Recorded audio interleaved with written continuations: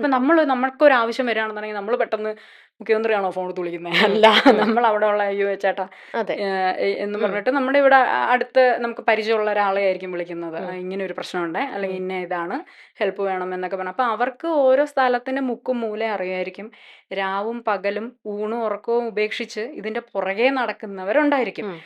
കറക്റ്റായിട്ട് ഇവർക്ക് അറിയാം. ഇത് ഒന്നാമത്തെ കാര്യം ഞാൻ വിശ്വസിക്കുന്നത്, ഈ രാഷ്ട്രീയം എന്ന് പറയുന്നത് തന്നെ ജനസേവനം എന്നാണ് പറയുന്നത്, അല്ലേ?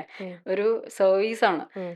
അപ്പം അതിന് വേണ്ടിയിട്ട് രാവും പകലും ഒക്കെ ഊണും ഉറക്കവും ഒക്കെ ഉപേക്ഷിച്ച് ഇതിന് പുറകെ നടക്കുന്ന ആൾക്കാരുള്ളപ്പോൾ പെട്ടെന്നൊരു ഇലക്ഷൻ പ്രഖ്യാപിക്കുമ്പോൾ പെട്ടെന്ന് കയറി അവിടെ പോലും അല്ലാത്ത അവിടെ ആ നാടായിട്ട് പ്രത്യേകിച്ച് അങ്ങനെ വലിയ ബന്ധമൊന്നും ഉണ്ടാവാത്ത എന്തെങ്കിലും ബന്ധം കാണും.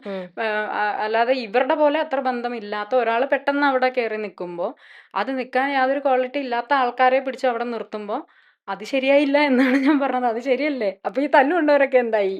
അപ്പോൾ അവരെ പരിഗണിക്കേണ്ടതല്ലേ?